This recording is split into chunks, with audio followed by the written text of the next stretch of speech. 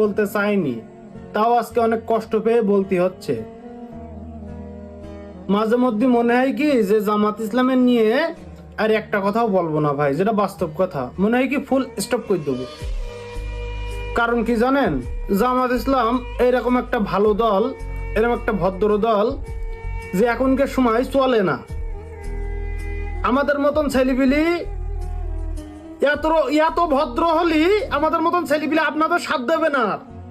আপনারা বোঝেন না কেন? আপনার একটা ভোটারে যদি কেউ অন্যায় ভাবে মারে, আপনার একটা কর্মী যদি কেউ অন্যায় ভাবে মারে, আপনি শুধু ফেসবুকে স্ট্যাটাস দেন, মুখে প্রতিবাদ করে ছেড়ে দেন। এটা হইলু? এটা কোনো হইলু?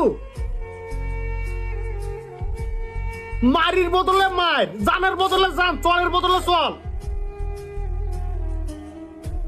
তাহলে আপনারা টিকতে পারবেন। আমাদের মতন ছেলেপিলি, আমাদের মতন পোলাপান আপনাদের সাপোর্ট করবে। আর এইভাবে যদি প্রতিবাদ করি যান, আপনার কর্মীর মেরি ফেলবে, আপনার কর্মীর মারবে অন্যায় ভাবে, আর আপনি যদি এইভাবে মুখী প্রতিবাদ করি ক্ষান্তই যান, আমাদের মতন পোলাপান আপনাদের থেকে অনেক দূরে চলে যাবে। এটা মাথায় রাখেন। এত ভালো না, এত ভালো না।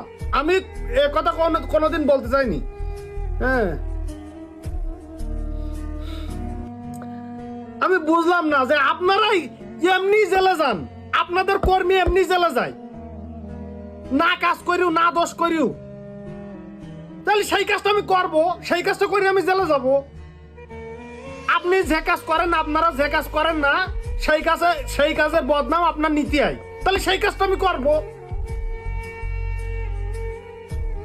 এইভাবে চললি পোলাপান আপনাদের সাথে দেবে না, বুঝছেন? আপনাদের সাথে থাকবে না পোলাপান।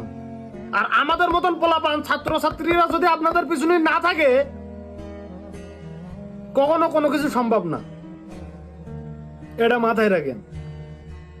আর আমি আপনাদের অনেক ভালোবাসি, জামাত ইসলামকে অনেক ভালোবাসি, জামাত শিবিরকে অনেক ভালোবাসি।